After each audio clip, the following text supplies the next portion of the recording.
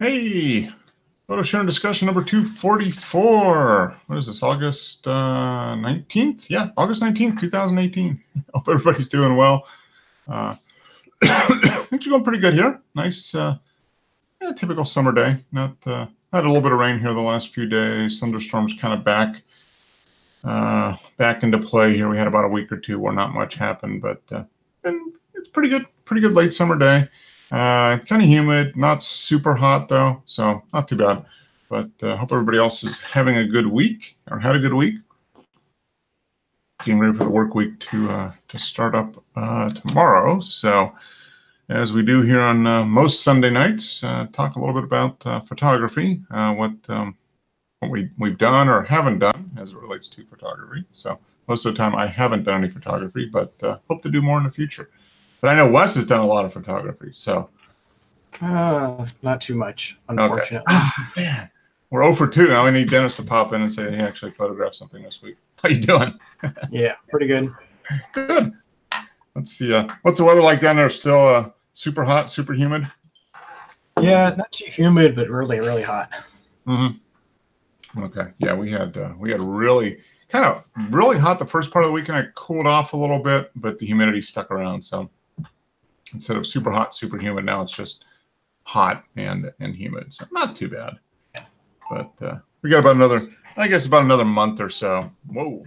Before things kind of cool down a little bit, and usually by mid-September we're kind of get back into nice, comfortable fall weather through Thanksgiving. Yeah. So takes us a few more weeks, but yeah, it'll get there. Yeah, hopefully. Looking forward to it. And then of course we'll be complaining in the middle of well, you don't, because it really doesn't get that cold for you, but it's not that cold up here either. But I was out with a buddy today running, and he's like, yeah, we're only a few months and we'll be complaining about how cold it is. Yeah. Just like you're complaining about how hot it is now. So this is official photography beer, Big Wave, Golden Ale. Cool. Kona Brewing? Yeah. Okay. Just a real basic beer. I think it's like 4.5%, 4.4%, something like. Mm-hmm. I've been drinking a lot. It's the hottest part of the year, and I've been drinking a lot of big imperial stouts. Oh man. Yeah, that's. Yeah, they just taste so good, So. It's, they do. One of those things, but yeah, you got to have a lawnmower beer. So I got this and got nice and refreshing. But yeah. So you mentioned you didn't really do any photography this week. Any get out with the camera at all? No, we stopped off at the wetlands yesterday on the way back into town. We went out of town and stopped off there for sunset, but really didn't. I took a few snapshots, but not anything. Yeah. Yeah. I just have my new little point and shoot with me, my little Panasonic. Okay. All right. So you're still liking that after having it for about a month? Yeah. Or so? Yeah, I'm really happy with it. So I need to sell what it replaced. So, and it looks like I might actually make some money on the deal. Oh, really? What are you selling? What are you? It's a Panasonic DMC LF1.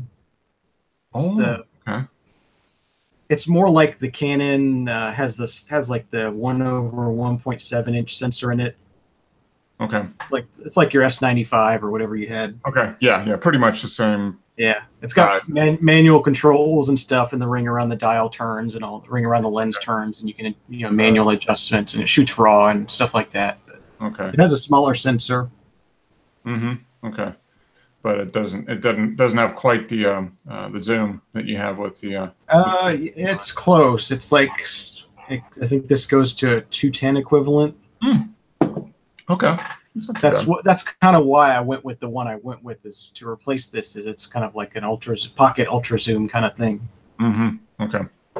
Yeah. That's they are very handy. They're easy to, like you said, just toss in your pocket, take with you pretty much anywhere, and you don't really worry about, the bulk or the weight or anything. But they actually are, cell phone cameras are getting better, but you have so much control. And from an artistic perspective, you've got a lot more with a little camera like that. You're able to get a much higher quality shot, and you've got a lot more flexibility. And it's smaller. I mean, they're smaller than the phones. No, I mean, really. Yeah. So a little bit thicker, but smaller, yeah. Mm-hmm. Yeah, that's what I really like. I've got the S95 and the yeah, and then the S100 because I thought remember a couple years ago I thought I lost this, and then I bought the S100 and then I found it like 3 months later. So I've got both, but yeah, they're good little size, and I've been looking at replacing it. I haven't really started researching what are they up to? I guess Canon's still making something in this line probably that was like the S150 or something probably. Yeah, I don't know. I think maybe they've been replaced by the G7s. Yeah, that like the what are they, G7X or whatever. Yeah. Yeah. And those they're nice cameras. I've been looking at them because I've been thinking about getting a different because I've been using the S95 for any little videos and stuff. But I think it does 720, so high def, HD barely.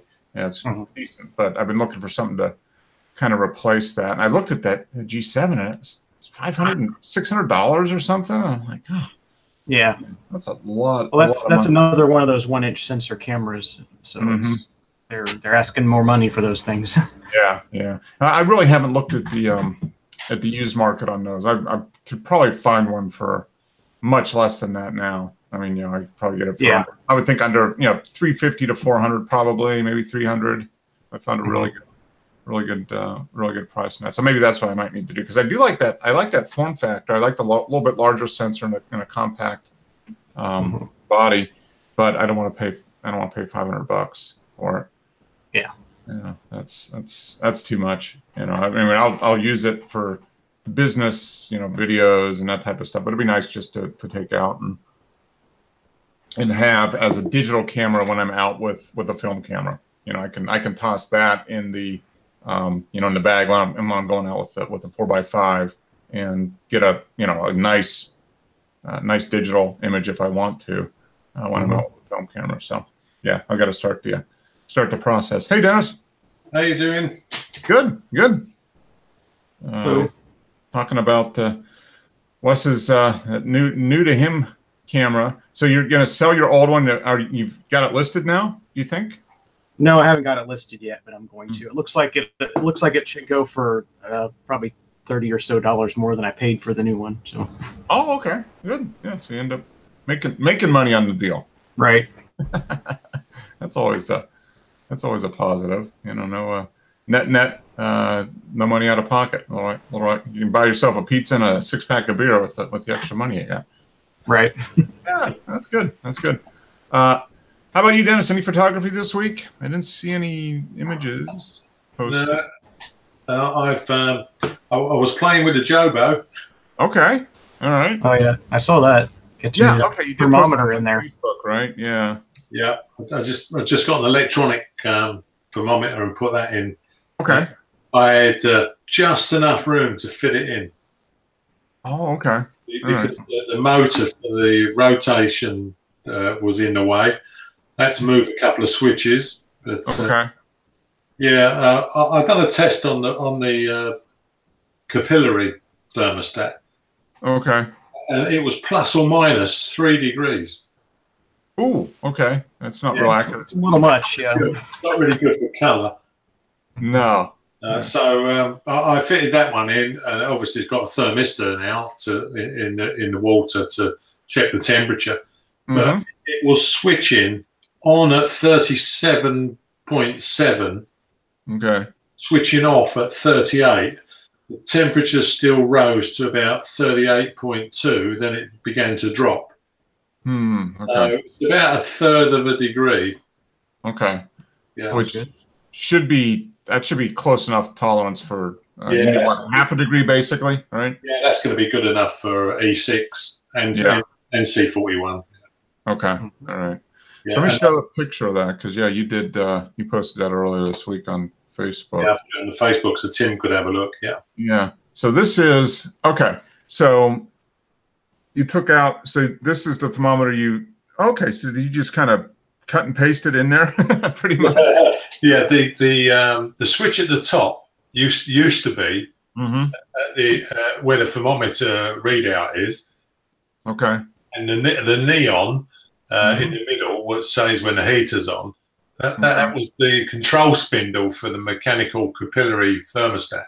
Okay, all right. So I just put that back in there to fill the hole in where the spindle came through. Okay, all right. So you put this in, and then it has an electronic, just an electronic, well, a heater and then a probe, right? Yeah, because you arrow between the 40 and the 42. Mm-hmm. That's where I had to put the mechanical thermostat to 38 degrees. Huh. According to the mercury thermometer. Okay. So yeah, it's off a little bit. Calibration. Yeah. So when I put the electronic one in, I had a big mercury thermometer in the bath. Mm-hmm. It was reading exactly 38 degrees on the mercury when the electronic one was reading 38 degrees. Okay. So you've got an accurate. Yeah, it seems it's going to be a lot more accurate, and that only costs £10. Okay. Wow. That's nice. So you didn't change out the heater still in there. You just changed the control to. Yeah. All I've done was rewire it. It was not a problem for me. Okay. All right. And I left in the overload thermostats and stuff. So basically, is a relay on the back of that. Okay. And when the thermistor switches, then it cuts the relay to the heater. Okay. All right.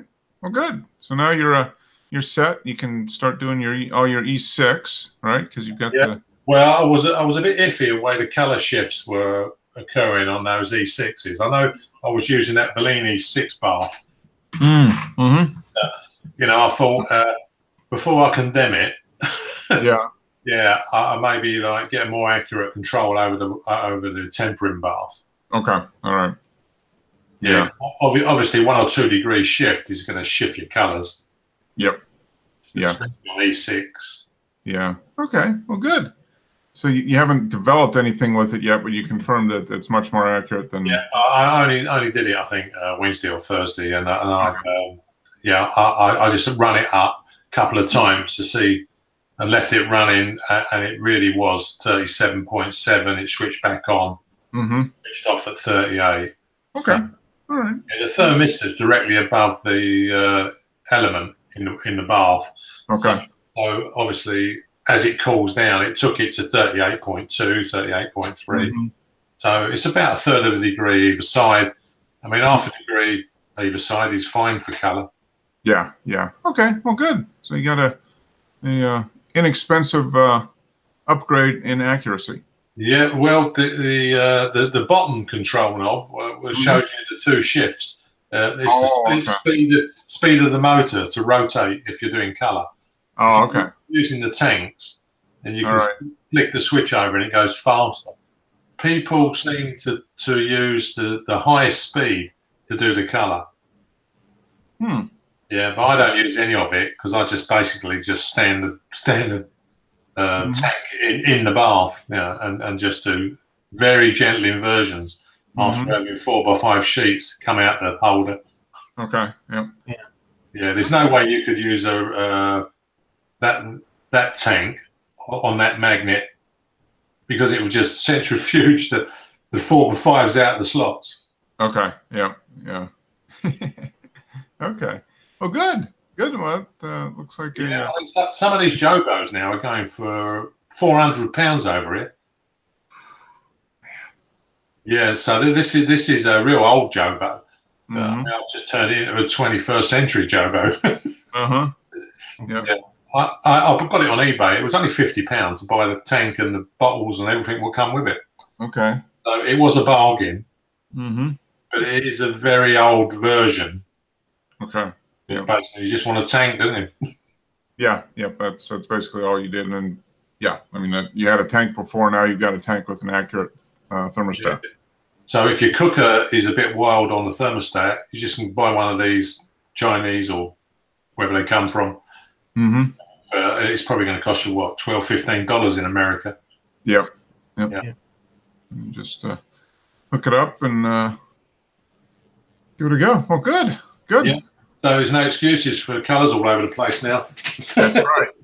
Yep. It's, you've got everything. It's dialed in, ready to go. Now you just need to do it. Kind of like me. I was going to develop last week, I said, and I didn't. So I've got to do that this week. I've still got the Bellini C41 to play with. Okay. Yeah, but that's still in concentrate. But I think the next E6 I try, I'm going to go back to the Technol because that was much more successful than the Bellini. Okay. All right. All right.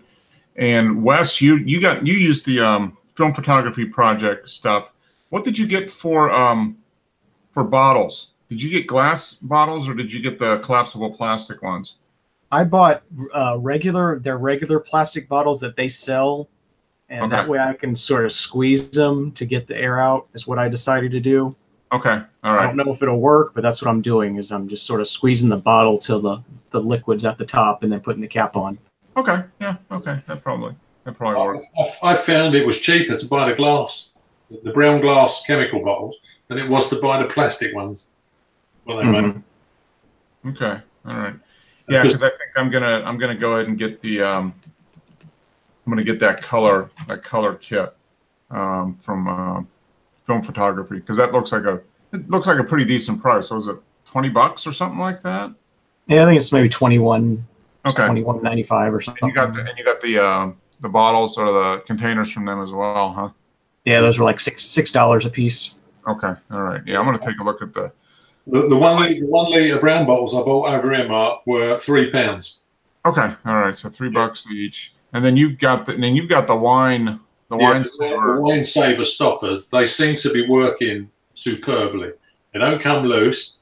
I've checked the bottles with the concentrate in, so you can suck all the air out the bottle with the pump.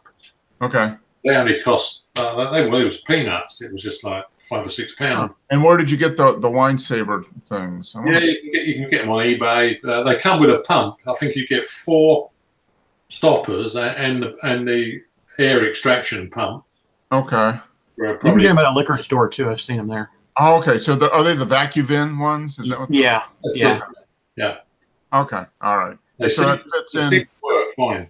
Okay. So the glass bottles have the opening diameter of a wine bottle, basically. Yeah, they had screw caps on the bottles, but they're like corks, and they just stick them in, put the pump on the top. It's got a valve. Okay. Just pop the air out of the bottle, and it clicks when it's fully pressurized. Okay. So it looks like Amazon sells the original VacuVin wine saver with 2 vacuum stoppers for $12. So I could probably get it cheaper on eBay or something. But I mean, that's still not too bad. That's only a couple dollars. I mean, it'll last forever. So I've got a pump and 6 corks, I think. Six air corks with it. Okay. Yeah, like you say, you can find them cheaper if you.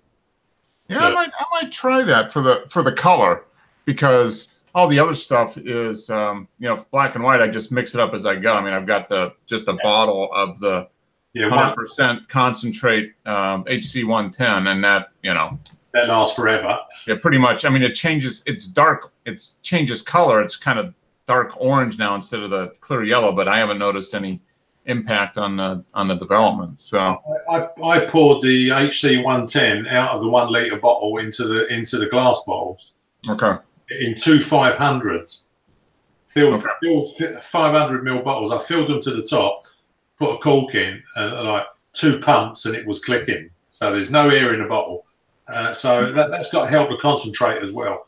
Yeah, I haven't done anything with the concentrate. I mean, I've had the bottle I bought a bottle of the concentrate 2 years ago. I think I finally got rid of I had my other one that lasted me 3 years basically, and bought the other one 2 years, and I'm about 2/3, a half to. I've still got about a little less than half of the bottle left. And if you knock it up 100 to 1, Mark, I think you only use about 15 ml. Yeah. Per litre. It lasts forever. Yeah, I mean, I usually do it at 31. So it's what is it? Was that 16? Something like that. Basically 16 mil per batch, which is fine. And then I just adjust the the development time based on the temperature I'm able to achieve, depending what time of year it is. Yeah, you can get all the recipes off of the internet anyway. Yeah, it's very simple, and I haven't had any issues with the developer. I haven't had any developer that I can tell any issues with the developer. I've had issues with the fix, not fixing it long enough, because when I've run into that every once in a while with the 4x5 sheets, where up against the holder for my tank. They fit on a plastic frame, and there's a support down the middle of that. So if I have a sheet on both sides, and I don't agitate enough during the fix, that will I'll take it out, and there'll be that little purple streak where that is.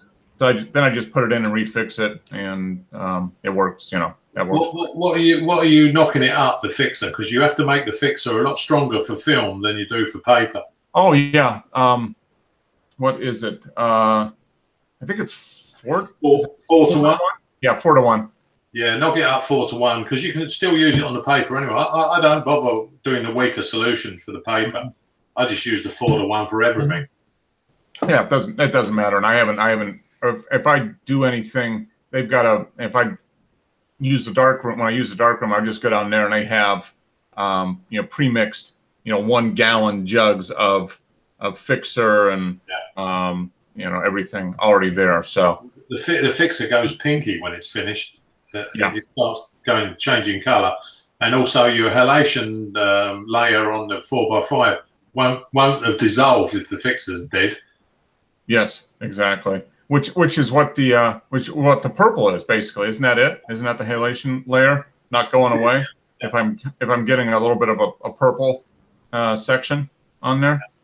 Well, when you cut the leader off your film, if you keep it, you can cut small strips, throw it in the fixer, and it should clear immediately. Yeah. If it doesn't, then your fixer's dead. Yeah, and I haven't done roll film. Basically, all the developing I've done for the last year has been sheet film. So, although I've got a roll of film in the Nicomat right now, so I'll have to develop that probably next week. I bought Rodinal R09 over here, and it comes in like bags. Like you get the drinks, really like sachets, which are like really soft. You poke a straw in the hole. All right. Yeah, well, the R09 comes in a small cap, but it's in one of those sachets. So you can unscrew the cap, take the developer out, what you need, then squeeze all the air out the bottle and screw the cap back on. Because it's in a collapsible bag. It's like keeping your developer in a water bottle, a hot water bottle.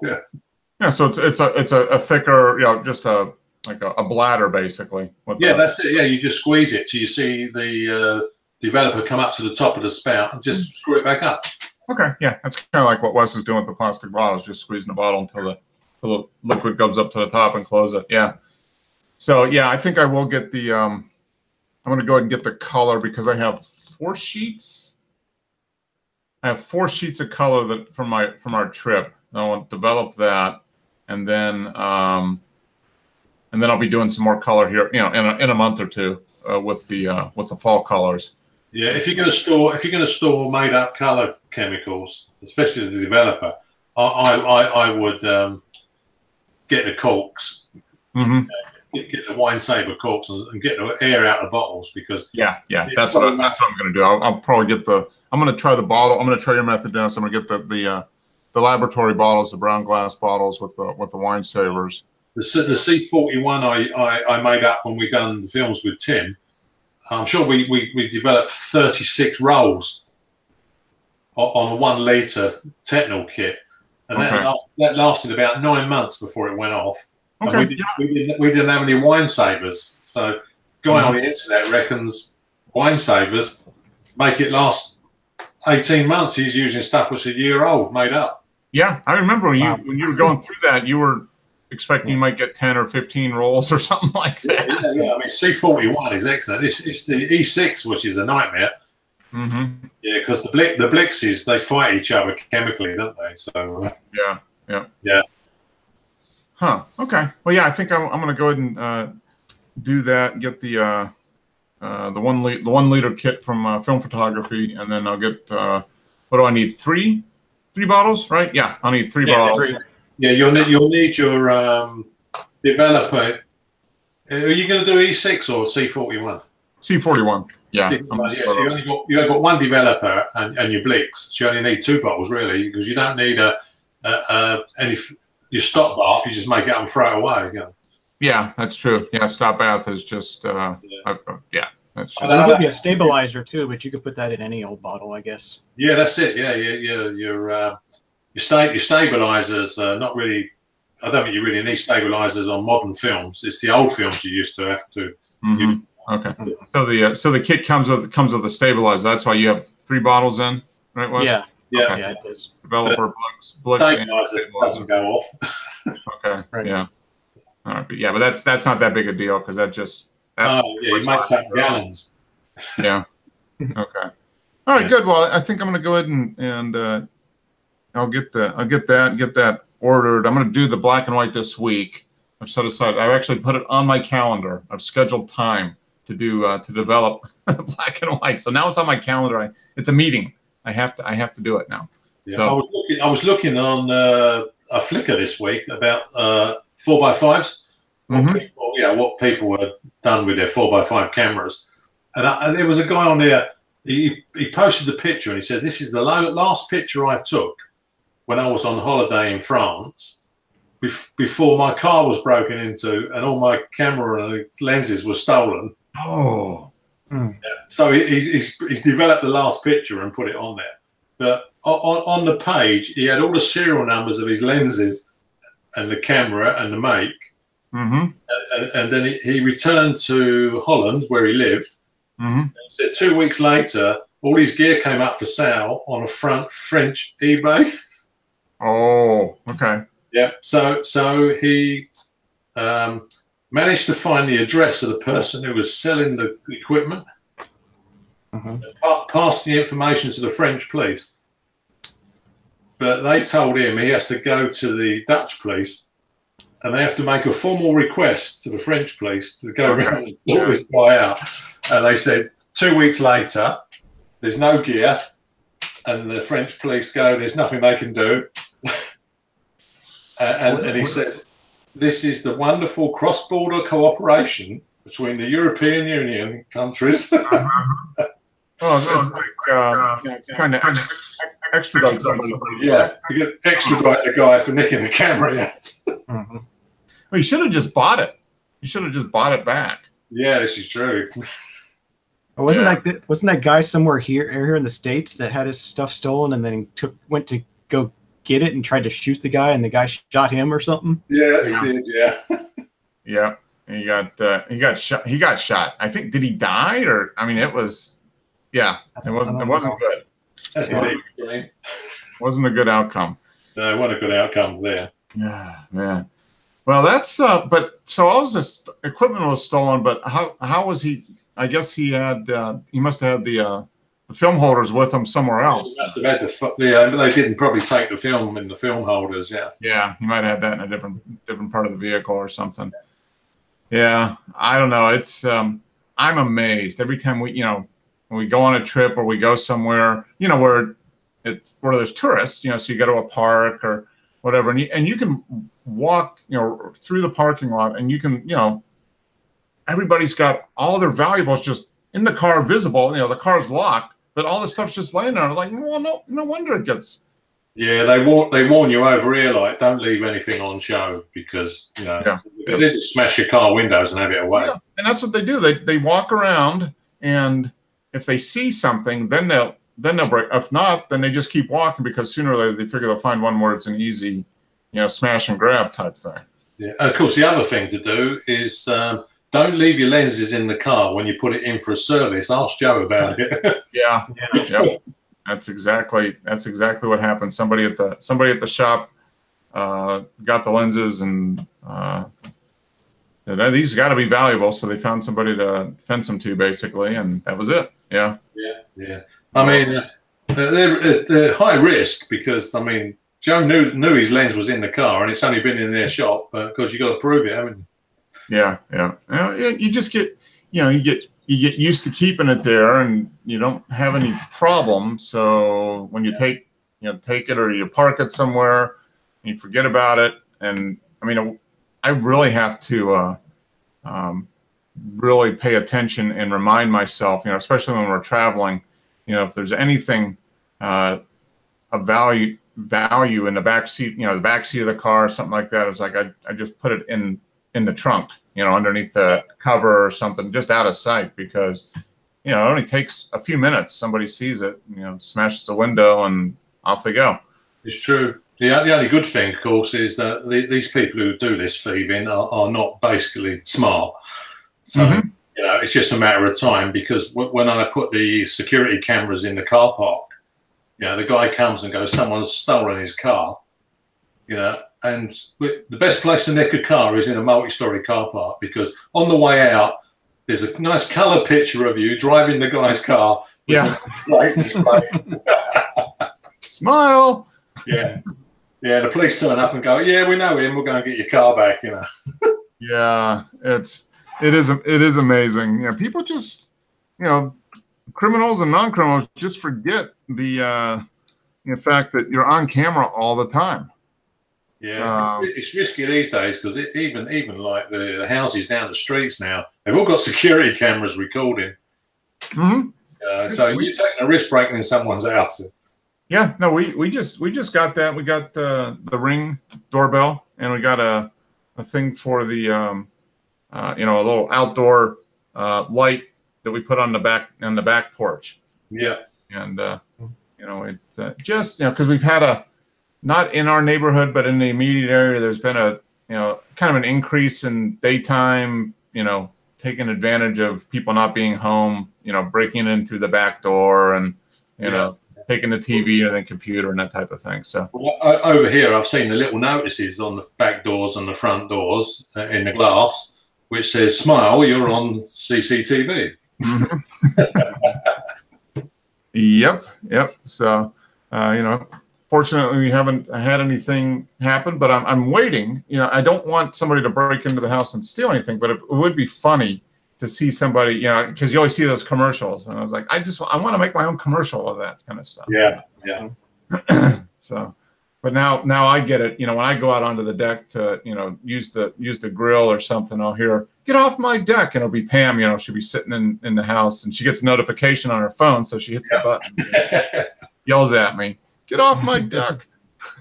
Yeah, because you got these things now where if someone walks up to your front door, it activates the recording camera, and you can watch on your phone what's going on back at your house. It's exactly what we have. So yeah, when I go out on the deck, Pam will be in the other part of the house, and her phone will go off, and she gets an alert, and she taps a button, and she sees the the image from the camera, and there I am, getting the grill, and she'll don't do anything wrong now.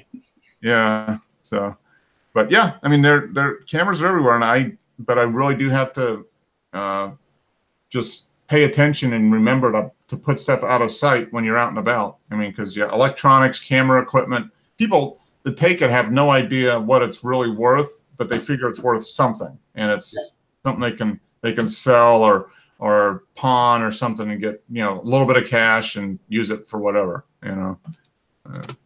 Unfortunately, it's for drugs or opioid. That's a huge thing. People just breaking in and using it to get to take care of their opioid or painkiller fix, that type of thing. And they sell $1,000 lens for $75 or something like that. Yeah. It's because they're morons.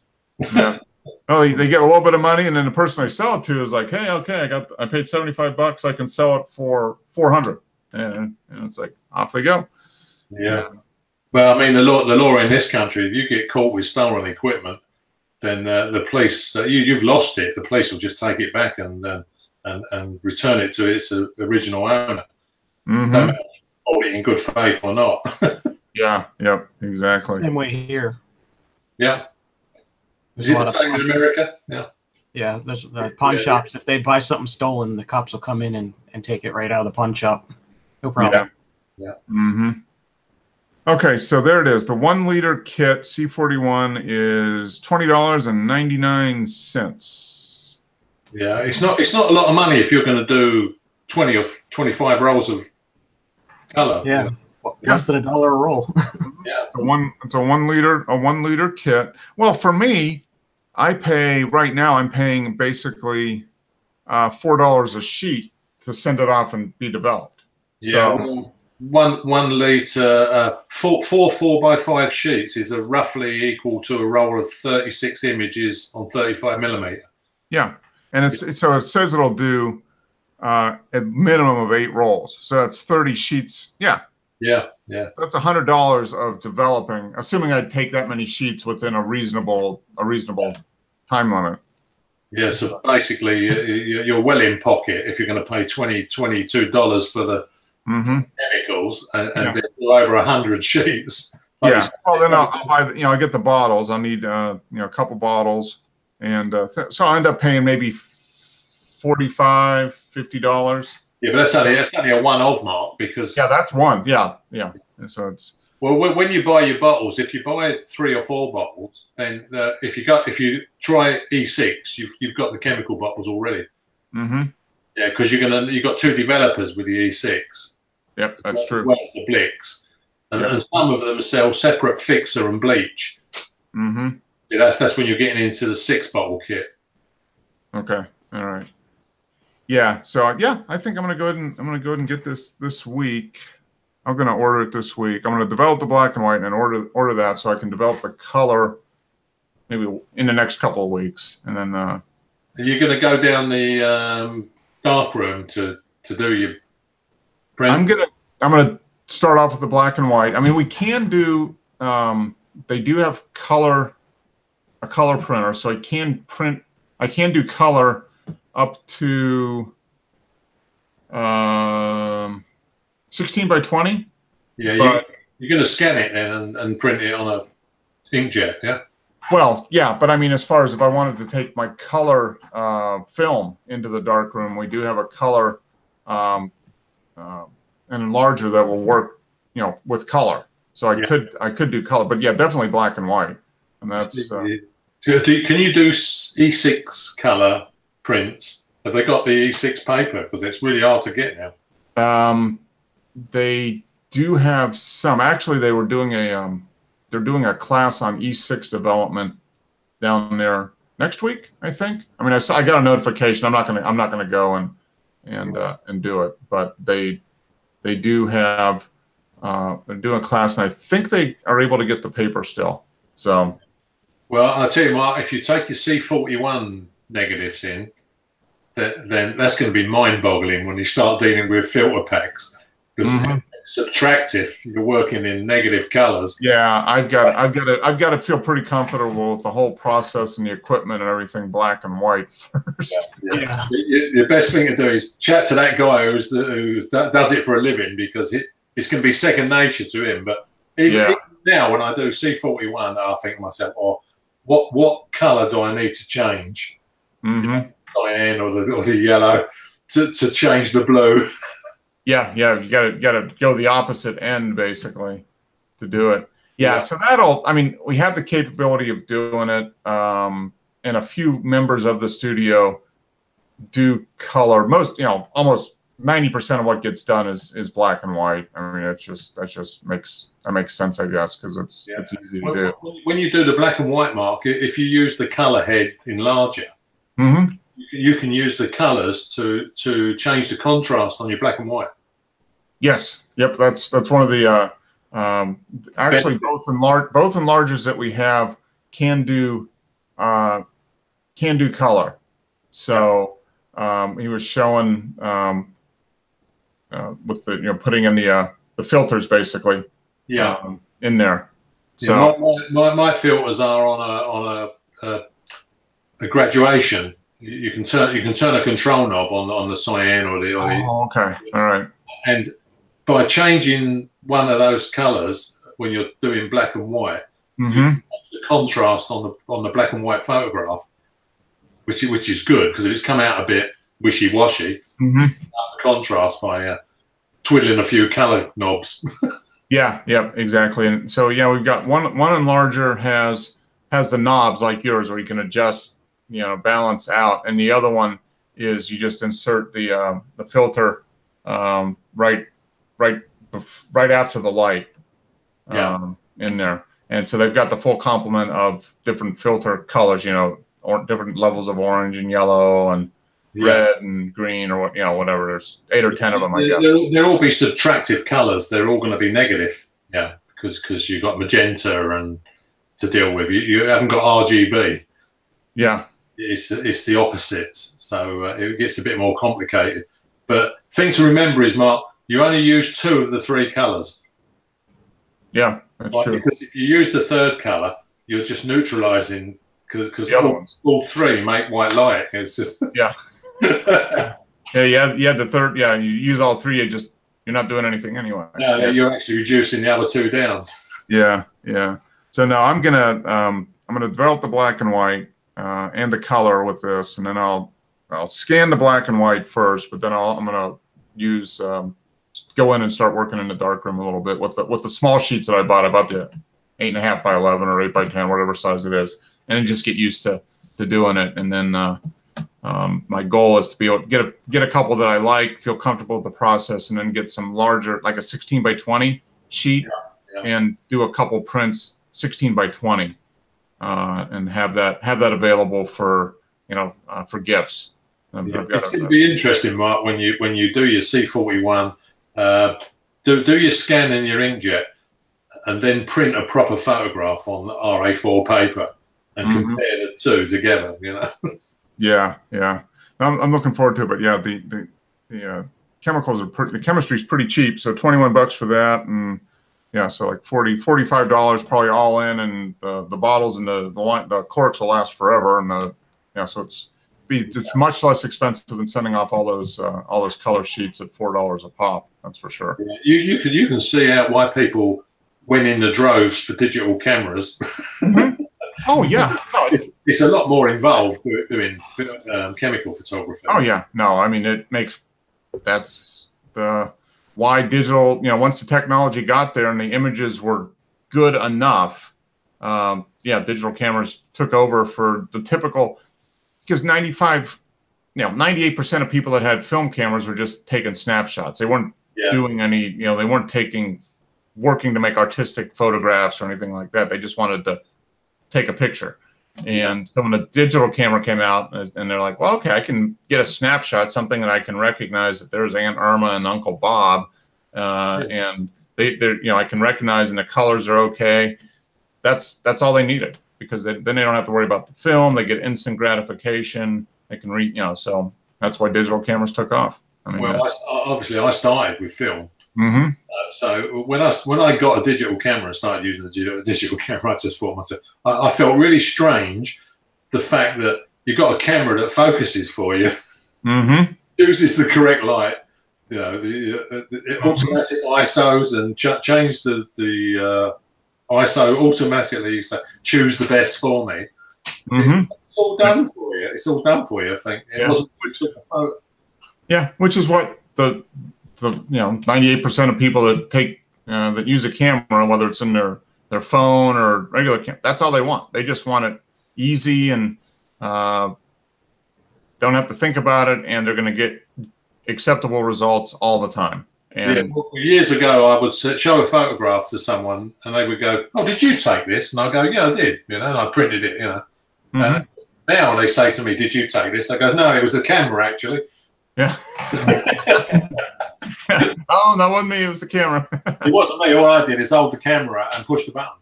The camera done it all. Yeah, and it's that's pretty much the way it is, though. It's all you push the button to turn it on. You point it at something, and then you hit a button, and if it's on full auto, it does it. Yeah, I actually heard Tim moaning because he used his digital camera to take some photographs, and because it's autofocus, it didn't focus on what he wanted. Yeah, it says autofocus. It doesn't say correct autofocus. That's it. It doesn't say I wanted the picture of the guy in the middle, not the tree behind. Yeah, exactly. So, yeah. Well, no, I'm looking forward to. I'm gonna order the chemicals here, and that way I'll be able to develop the color in a couple weeks. I'm gonna do the black and white, and hopefully can post them up on the Flickr in a couple weeks. They're not gonna look like Simmy's, I'm sure, but I looked at Simmy's photos he put on his Facebook page, and the one he's put up tonight.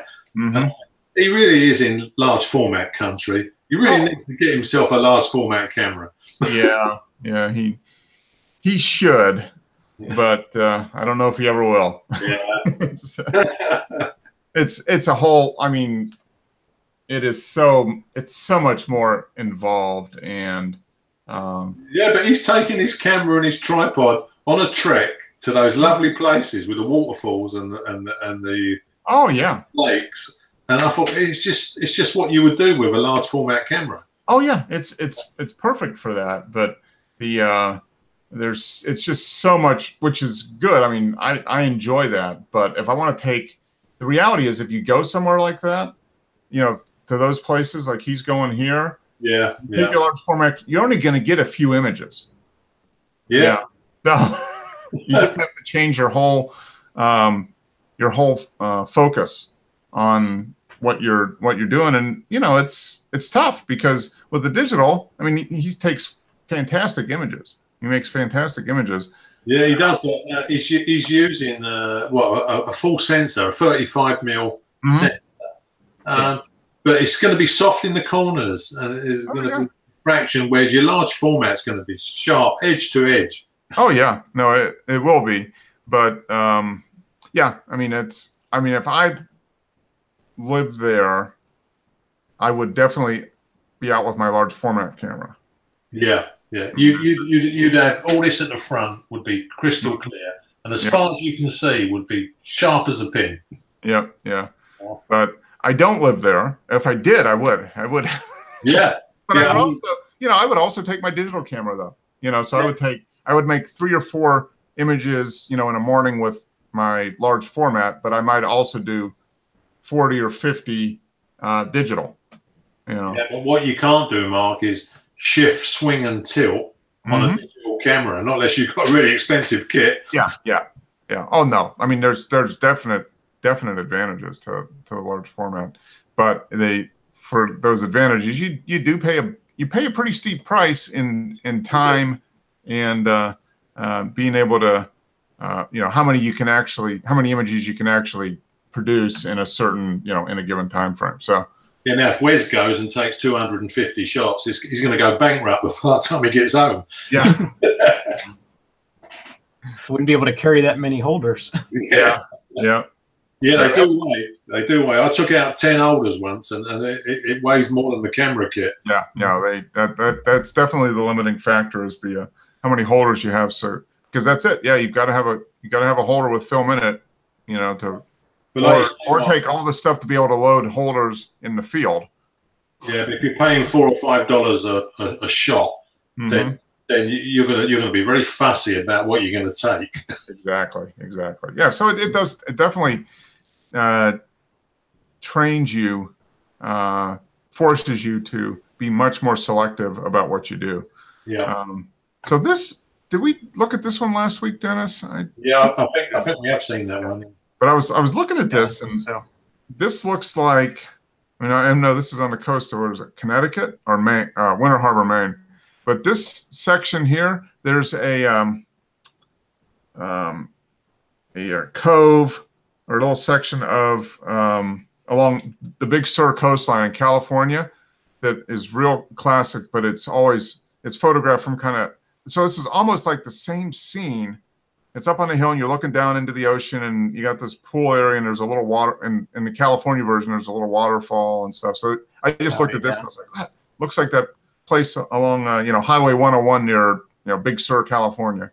And we were there like six years ago, and I photographed that and I saw this and I was like, hey, that looks exactly like that. I wonder what this looks like, the actual photograph, if he printed it off, because obviously it's a lot softer on the computer, and it's been with the scanning. Yeah, I'm sure it would be pretty spectacular. Yeah. There's just, the light is really nice. The shadows, the colors, yeah, it's a fantastic shot. But yeah, he's okay. So this must be the new one. Planning for a colorful sunset soon turned into a foggy evening as the fog rolled in once again. Acadia National Park. They took this on July 28th. Okay. Huh, so he was waiting for a sunset, and instead he got fog. Yeah. But it turned out pretty good. That's a very nice image. And let's see, 8 seconds. Okay. Wow, 8 seconds. Yeah, f11. So yeah, kind of the end. What time of day was it? Let's see. Digitized. Original, yeah, 7:30 at night. So yeah, he's an hour or so outside of sunset, probably up there. Hour and a half. Yeah, that's nice. That's a neat one. He's got empty nest. Winter Harbor, Maine. Winter Harbor. Desert Narrows, seen from the vantage point of Raven's Nest. Fog ever present on the day. Yeah, there it is out in the water. That's a rugged coastline there. That's what the Florida coastline looks like, huh, Wes? I wish. Yeah. Well, I know he's lying now, Wes, because I've been to Florida and I didn't see any of this. Yeah. This is very much more photogenic for the most part than the flat, pearly white sands of Florida. Yeah, Florida's got sands like the Caribbean, isn't it? Yeah. Mm-hmm. Yeah. Are there any black sand beaches in Florida, Wes? I don't think so. No. Okay. That's I guess the Gulf parts of the Gulf have some darker sands. I think I haven't been to the Gulf as much, but yeah. And black sand is volcanic rock. Mm-hmm. It's some nice beaches in Hawaii that are like that. I'd like to get back to Hawaii with the camera now. We were there a long time ago, almost 30 years now. But beautiful area, but it's so expensive to get there. That's a long flight for you, isn't it, Mark? Yeah, that's about an 8-hour flight all in. Yeah, it's actually closer to fly to London. I can fly from here to Barbados in 8 hours. Yep. Yeah, it's about it's going to be about 4.5 hours to say LA, and then Hawaii's like another 4 hours off, from LA to say Honolulu or something. So yeah, it's scenery always looks nice in the films anyway. Oh yeah, no, it's a beautiful state. There's just such a huge variety of things to see there. But this is not a bad substitute. Now this would be a little colder in the winter, I would think. Yes, yeah. That would be an interesting shot in the winter with the snow or the ice or whatever. Uh-huh. It'd be really foggy then. Mm-hmm. Yes. Ooh, 2016 Bugatti Veyron Grand Sport. Okay, this is one that Pat took last year. So whatever this is, 1,000 horsepower, 220 miles an hour, or something like that, probably. Yeah, only 1,000 horsepower. That's 1,000 horsepower short than a World War II Spitfire engine. Mm-hmm. Yep. I think the new Veyrons, isn't one that's like 1,300 or 1,400, maybe 1,500 horsepower? I mean, I think it's like 13 or 14. Yeah. Yeah. You're getting up there. And it's got like tens of radiators. It's like 25 radiators or something, to try to dissipate all the heat that the thing generates. Right. It's like every spot that they could put a radiator, they got to put a radiator because they just need all that cooling, all that surface area. 16 cylinders and 4 turbos. So yeah. I'd say the biggest problem there would be traction, keeping the tires from exploding when you put your foot on the accelerator. Yeah. They have special tires that they made just for this car. Yep, and it's all-wheel drive too, isn't it? I think it is. Yeah, you have to have all-wheel drive with that kind of power. Yeah, Have you ordered one, Wes? No. Oh, your Subaru could take it, I think. Yeah. Lots and lots of work to make a Subaru go that fast. Yeah, that would be. Although there are people that have gotten their Subarus up to 800 or 900 horsepower, I think, right? WRX. Yeah, it can be done. Yeah. Yeah. Well, I know an electric Porsche will outrun the petrol one. So. Mm-hmm. Yeah. Well, they're coming out with the all-electric one. Was it 2020? I think. Yeah, I think the electricity is really going to be pushed now. Especially when they're going to ban diesel vehicles from London. Okay. Oh, they actually are going to ban diesel from. Yeah, they said after 2020, I think they don't want to let diesels into the city anymore. Monterey auction Saturday, August. Okay, so this is going up on auction next Saturday. Number 9 of only 25 examples built. Ultimate Mercedes to rival McLaren. Estimate 4.25 to 5.25. Yeah, $5 million for a car. Yeah, it's a bargain. Yeah, bargain at twice the price. That's. I wonder what the insurance is. I don't know. Tens of thousands of dollars a year, probably. If you have to ask, Yeah. Yeah.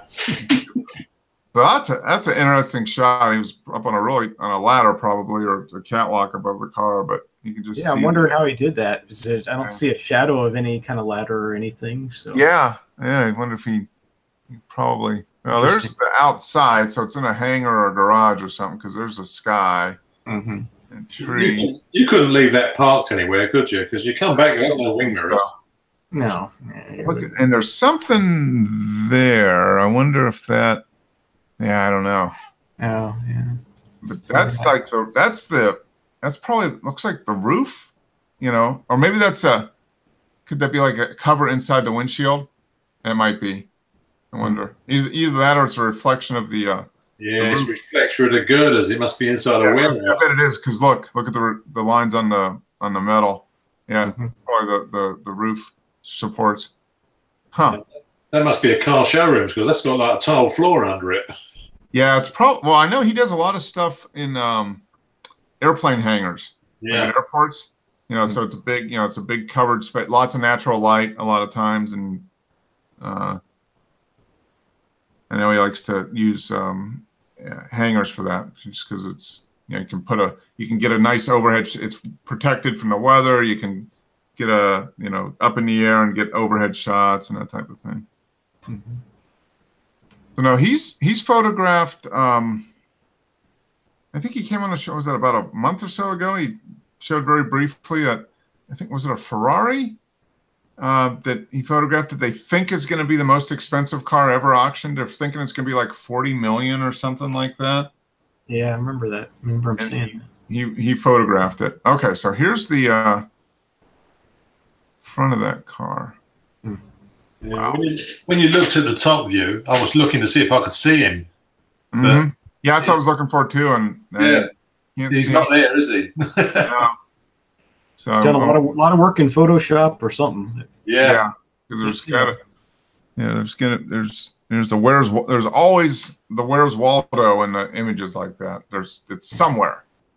Yeah. You just gotta find it. Oh, go back to this one. Yeah. So this is the actual car. Yeah. So it's going on sale next week. 1998. So it's 20 years old. It's a beautiful car, but the grille and that seems out of place on this car, doesn't it? Yeah, it looks like it's like they took this from a sedan and put it on the front. Yeah, it looks like it's off like a Mercedes Saloon. Like S550 or something, it might be. Yeah. One of the big sedans. It's off the shelf, yeah. Yeah. I mean, because it just seems out of place. The car itself is beautiful, but this is like, Yeah, I'd expect. Peter, you forgot to put the grill on the car. Well, okay, let's get this. And Yeah, the guy designing the hood was on a holiday, so they just stuck one off of a standard showroom car. Yeah, but this thing is, I don't know what it is engine. It's probably an 8 or a 12 cylinder, probably, I would think. Yeah. They did that. 200 millimeter. Okay. F28 at 200 millimeters. Where do the guys drive these cars who buy them? Or don't they? Well, I don't know. I would think they would just, trailer them and take them to a track or something like that. Yeah. There's country clubs with racetracks all over the place. So. Yep. With a gated community where everybody owns property, and they have a community racetrack, that type of thing.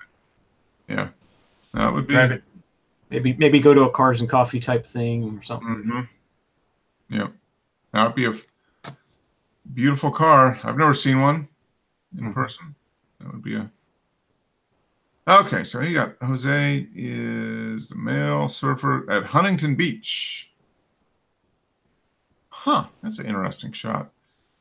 It almost looks like, I guess he's on the board, but he's just in the middle of all the, yeah, he's on the board, and it's just in the middle of all the foam kicked up. Oh, neat shot taken with his Sony, yep. The 70-300 Sony lens. I wonder if he's on a pier or something, I bet. Yeah, probably. He's in downtown Huntington Beach. So, yeah, it's probably on a pier. So he's out in the water a little bit. And this guy is going past him, with the shore being, I guess, off to the left here. Yeah, that's a nice shot. There we go. Yeah, this is where the surfer was, right here.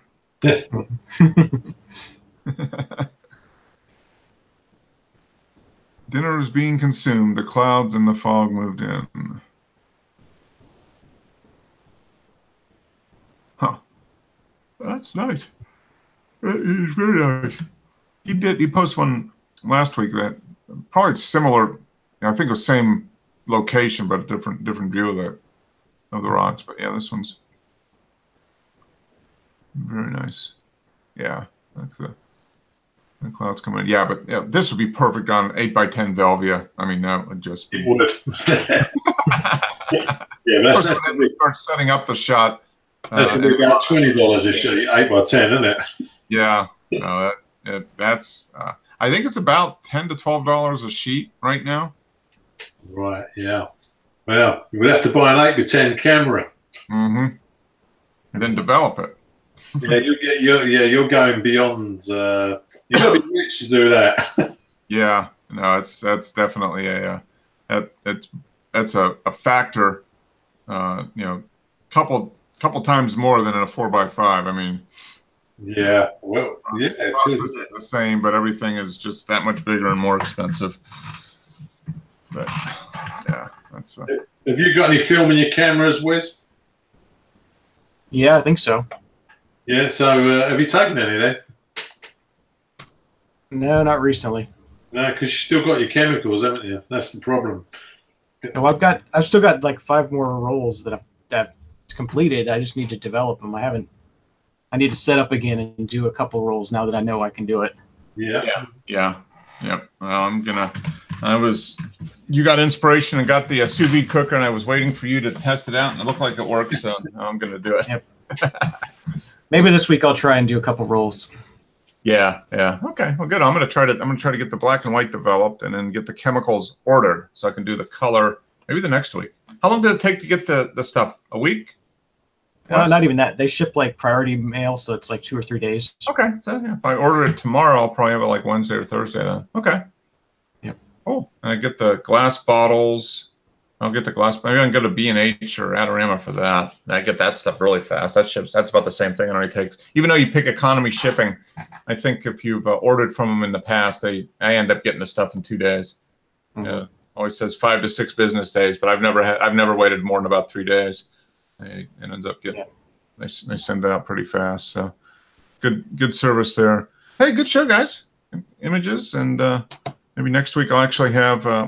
Maybe I will be able to scan if I develop. I should have some time to get down there maybe this Saturday and scan. So maybe I'll have a image or two from the trip to the show next week, black and white at least, and then the week after maybe color. But cool. Yeah, end of summer here. Yeah, it'd be nice to actually get some of that stuff done. I think I got a few good shots. I don't know. Find out. Find out. But you guys have a good week. Thanks for joining in. Stay cool. Is it cold? Nice and back to normal temperatures for you now, Dennis? Yeah, it's not too bad. It's quite warm. But, okay. Nothing like it was. Yeah. Okay. That was unique. 2 months of hot weather. Yeah. Yeah. Okay. So you're getting back. So you're not at the not. It's still not. It's not hot enough now where you are dreading the fact that you don't have any air conditioning. No, it's never that hot. Well, you had a couple weeks earlier this summer where it was probably pretty bad, right? When you were. Yeah, it's unusual when it's that hot for that long. Yeah.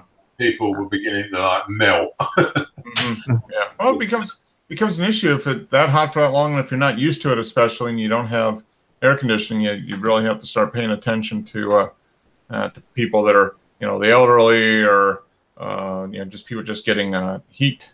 Yeah, people in Europe were dying because it was so hot. So yeah, we got air conditioning in the cars, but I don't usually use it because when you drive along with the aircon on, you end up, bunged up. I don't know if you suffer from it, but sort of get sinus problems. Feel like you got a cold coming. Yeah. You've been in the air. I don't know. It's so hot here that you almost have to have the air conditioning. Yeah. Can't go without it here. You just be driving along dripping sweat. I mean, that's. Yeah. I know what it's like because when I was in Florida, I just stayed in the car. Yeah.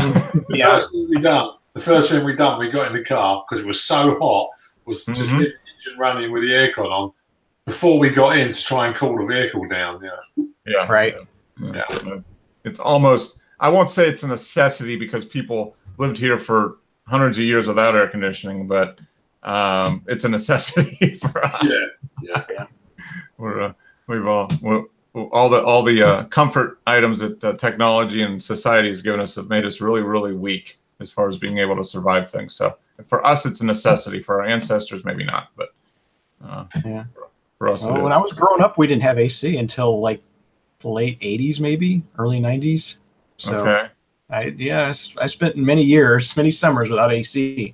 Yeah, in Florida without AC. Right. Yeah. Lots of windows open and fans going all the time. Yeah.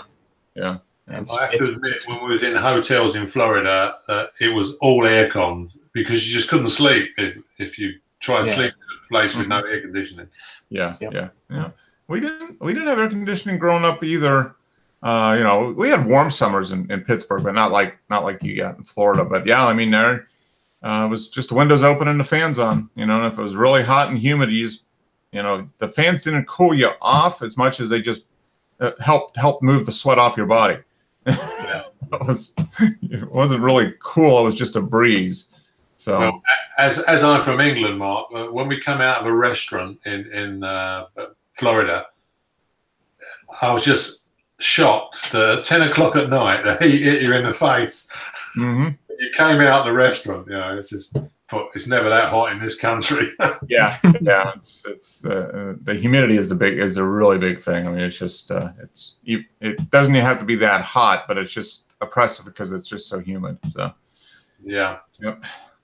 All right. Well, you guys have a good week. Hopefully I'll have some images to share next week, and I know Dennis will get out with his camera and do a bunch. Yeah, I've got some film, so we'll have some images from him too. I've got 2 rolls of E6 in 2 cameras, which I haven't used up yet, so I'm going to have to just leave the digital camera behind and go back with them and just do film only that day. Take the film camera and force yourself to use it, so you can't fall back on the digital crutch. Yeah, I should be able to take twice as many photographs because I won't be looking at a screen at the back. That's right. All